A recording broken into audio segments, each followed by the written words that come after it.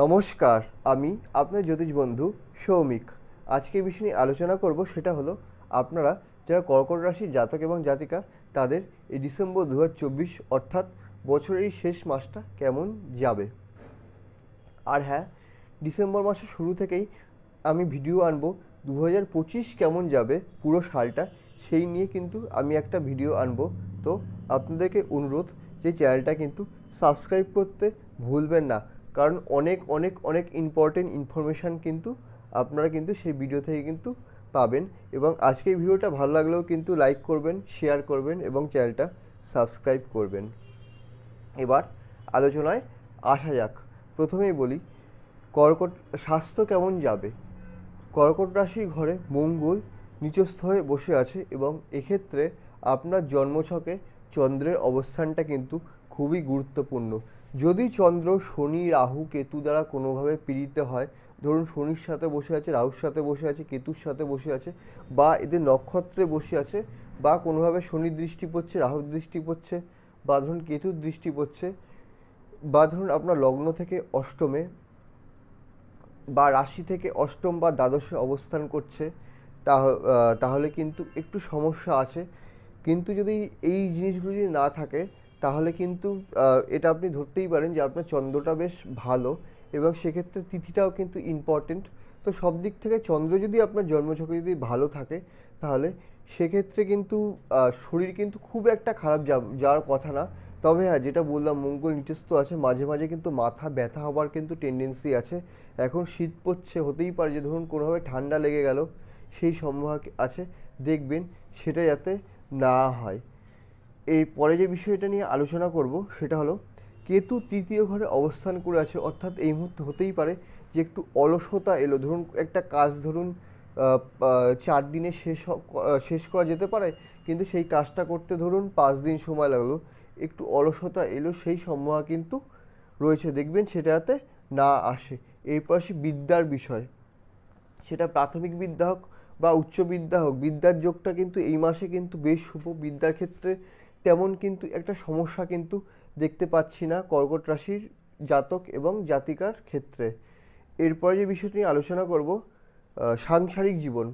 সাংসারিক জীবনের ঘরে এই মুহূর্তে শুক্র বসে আছে, সাংসারিক জীবনের অধিপতি শনি অষ্টমে বসে আছে এবং মঙ্গলের দৃষ্টি পড়ছে। তো অর্থাৎ আপনার কিন্তু মাথা গরম থাকতে পারে।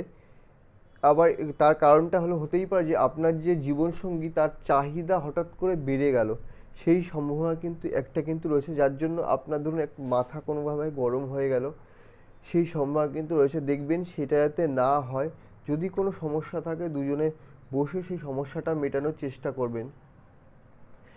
এরপরে যে বিষয়টা আসবো সেটা হলো, যেটা বললাম যে সপ্তম ঘরের অধিপতি অষ্টমে বসে আছে, যদিও সেটা শনি নিজের ঘর, তাও এটা হতেই পারে যে আপনার জীবনসঙ্গীর একটু শরীর নিয়ে একটু সমস্যা হতে পারে।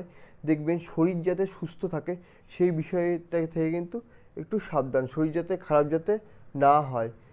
যারা চাকরি করছেন চাকরির ক্ষেত্রে কিন্তু এই মাসটা কিন্তু তেমন একটা কিন্তু শুভ আমি দেখতে পাচ্ছি না।